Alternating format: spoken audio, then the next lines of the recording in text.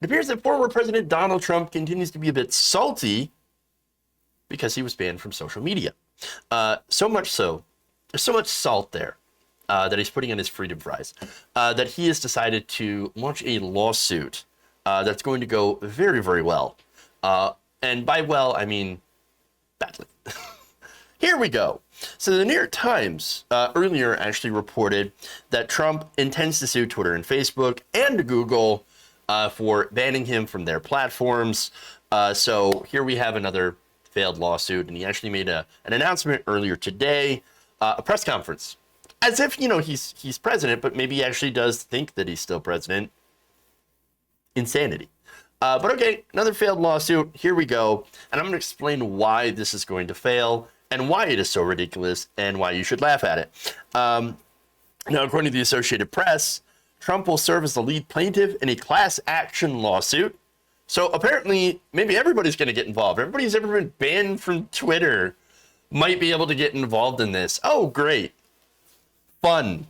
So he's claiming that he has been wrongfully censored by the companies, according to a person familiar with the action. Oh, I've been censored. I can't believe they would censor me like this. But you know, kicking me off the platform after I broke the rules. Here we go. Baby. Sad. Now, look, if you get banned from Twitter, it sucks. No, I totally agree. But it's also likely because you've earned it. Not in every single case 100% of the time. But generally, if you get banned from Twitter or any of these other platforms, you did something. You were naughty. You were a bad boy or girl. Maybe. Now, the AP notes Trump was suspended from Twitter and Facebook after his followers stormed the Capitol building on January 6th. The company cited concerns that he would incite further violence. And of course, he's continued to spread the big lie. In fact, that's what he's been talking about, claiming once again, basically, that he won the election, even though state and local election officials, his own attorney general, William Barr, numerous judges, including ones he had appointed, have all said, this is bullshit. Yeah, the claims that there's massive voter fraud, bullshit. Never happened. We don't have any evidence. I know, because we gave them ample time to get to present that evidence, and they didn't. They didn't because they couldn't, because they didn't have it. And so there it is. Now, Trump, the lawsuit, as I said, is destined to fail. Why? Well, because he agreed to the terms of service on Twitter and Facebook, which again is kind of a contract, which says that if you break the rules, you can be removed. You know, it's the thing that, you know, the thing that everybody scrolls past before they hit the check mark or the radio button that says, I agree. Yeah, it's that. He must have, he doesn't read anything. Well, of course he doesn't read anything. And so he hit the I agree button, and now he's surprised that he got kicked off the platform.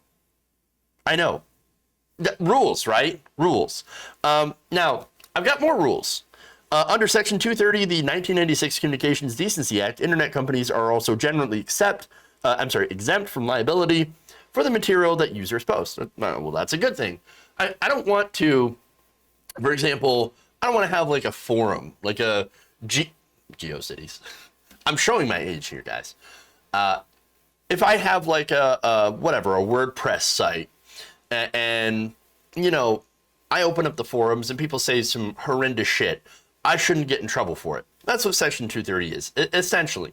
And maybe that's kind of a bad example, but it basically says that if you're somebody who, you know, if you're Facebook or your Twitter or your whatever, Grindr, Getter, you know, Twitter, Twatter, it doesn't matter what it is, right? So you have one of these sites, you can't get in trouble for somebody shit posting all over your stuff. That makes sense, right? Yes, you have a platform, and yes, people can post on that platform. Why should you be, as the owner of the platform, liable for what randos come and say? 230, right? Now, Republicans hate 230, and it's weird because, wait a minute, You're the same people who say, well, gun manufacturers shouldn't be held liable if somebody buys a gun and shoots somebody, right? And that's sort of the same principle. Now, I also happen to be against that. I know, unpopular opinion. I don't think that gun manufacturers should be held accountable if somebody buys a gun and shoots somebody with it. I think that gun manufacturers should take steps to try to prevent that. Maybe having some sort of required to have like tracking put in there, or have people be liable for insurance, something, right? But generally, it's sort of the same principle. Not going to hold a corporation accountable for something that someone else who uses that service or object does. And that just makes sense, and I'm pretty consistent about that, and you can disagree because, gun violence is a huge problem, and I totally agree with that, and we should actually absolutely do something about it. All right, but anyway, now the law, getting back to that, provides a legal safe harbor for internet companies, and also allows social media platforms to be able to moderate their services by removing posts that are obscene or violate the terms of service, so long as they're acting in good faith. So, again, that's basically to make sure they don't run afoul of the First Amendment or the freedom of speech. Okay. Now, you can also make an argument, and a fairly compelling one, that these companies don't always act in good faith. Totally fair. Totally fair. I have seen lefties get, banned on social media for ridiculous reasons. I have seen, of course, videos on YouTube or creators on YouTube get banned for hate speech for doing commentary on videos of the people who are actually doing the hate speech, whereas the videos that contain the hate speech they pulled it from remain online. So totally, you can make that argument that this is unevenly enforced. Sure. And again, that not all of these companies act in good faith. And look, you could also argue, as I often do, that these companies, they are really big. They are too big. And that maybe they need to be broken up. And, you need to have these companies that have a reduction in the amount of power that they have over the discourse. Okay? Because they can be considered to be gatekeepers of information. That said, the way things stand now, I think it's totally fair to ban Donald Trump for ginning up insurrection. I think that was a good idea. Okay? And this was the president of the United States ginning up his followers, many of whom are, again, they're the ones that generally stockpile the weapons and talk about watering the tree of liberty with blood. That's kind of dangerous. To go to the Capitol to, fight like hell, or, we're not going to have a country anymore. That's why you have to storm the Capitol. You've got to storm the gates. Well, if you can't see the difference, if you can't see the problem here, well, then you're probably blind. And again, this is not censorship. Trump is not censored. He can go out and say, he just had a press conference earlier today. He can say whatever he wants within reason. But what he does not have the right to do, and that's why this entire thing is going to fail, is that he does not have the right to force a company, a private corporation, to platform him. That is not something that is enshrined in the Constitution. He does not have that right. I don't have a right to force the local Fox affiliate to air my show. That'd be great. Sure, I'd probably get a lot of people watching, maybe. Maybe change some hearts and minds, but I don't have the right to go and demand airtime. Nobody has the right to be elevated onto a platform. And that's it. And understand that that's what Republicans want. That's what they're after when they scream about cancel culture, which, by the way, I love. It's also part of the grift. You have these Republicans that scream about being canceled and silenced, and what do? They make the rounds all over conservative media and reach audiences of millions of people. Like, really, dude? Oh, no, I'm being canceled, says the loudest guy in the room. F off. Ridiculous. And you want to talk about censorship, you want to talk about cancel culture, Republicans are the OG censorship people. They're why you can't show a nipple on TV or swear or, and by the way, you can't do any of that, but you can go way over the top on violence. Totally fine. They also tried banning D&D, rock music, rap, short skirts, video games, gay people, actual human beings. They tried to ban human beings. And not only that, but they're all about the moral panic, book burning, erasing history, censorship, cancel culture. That is what they're about.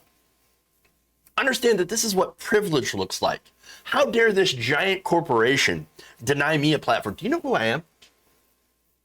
I was the president of the United States. How dare you deny me a platform?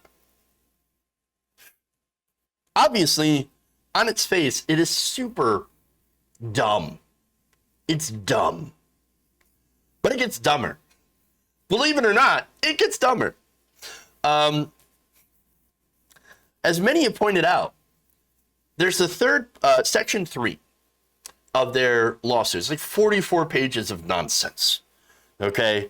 And in section 3, they allege that Facebook, as a result of its size, is now considered a state. The country, the state of Facebook. What? Look, I'll agree that Facebook is too large and needs to be broken up. No, I totally agree with that. But they're not a state actor. Are you kidding me? Facebook is not a country. And even if it was, by the way, if Facebook was its own country, and God forbid, right? Guess what? They'd have their own rules and would still be able to enforce their own rules. They wouldn't be bound by our Constitution. This is so deeply idiotic. But there's even more. They admit that, oh, you know what? Yeah, it turns out we had to sign the TOS. Here's what they said, line 78. Neither plaintiff nor putative class members were free to decline the speech restrictions imposed by Facebook in its TOS if they wished to use the Facebook platform. Use of its platform was expressly conditioned on agreeing to these restrictions or user access is denied. So, yeah, they just admitted, yeah, we signed the agreement. And in the agreement, because we had to sign the agreement to use it, well, then they had the right to ban us. Well, what the? Well, okay, well, they knew it then. And they're admitting it right there. That's why this is going to fail. This is like me signing up for Getter and then posting a bunch of fucked up shit and then crying about getting banned. Well, what do you think is going to happen? What? Why? And here's what I don't understand. Why is it that the rules are only meant for, anybody other than right-wingers? I mean, it's always about, oh, no, you have to follow the rules. I don't have to follow the rules. You know who I am? I'm a conservative. I'm a patriot. I don't have to follow the rules, but you do. Free speech for me, but not for thee. That's what it is. Trump doesn't give a goddamn about free speech. He never has, never will. Doesn't give a damn about the Constitution. Doesn't even know what's in it. Well, he only knows the First and Second Amendment and only parts of it. He wants to get attention, of course, from this, and he's got it. Oh, you got my attention now. Probably to get the news off talking about the indictments, the criminal investigation into the Trump organization. And all that stuff that's going on. But more importantly, he's just mad that he can't force Facebook and Twitter to give him a platform. And that's what it's all about. This, just like the nonsense voter fraud stuff that he keeps complaining about, is going to absolutely get demolished, laughed out of court. If you enjoyed this video, please give us a like and share with your friends. You can subscribe and help out the channel by becoming a patron, patreon.com/Jeff Waldorf, or you can become a channel member as well by hitting the join button below.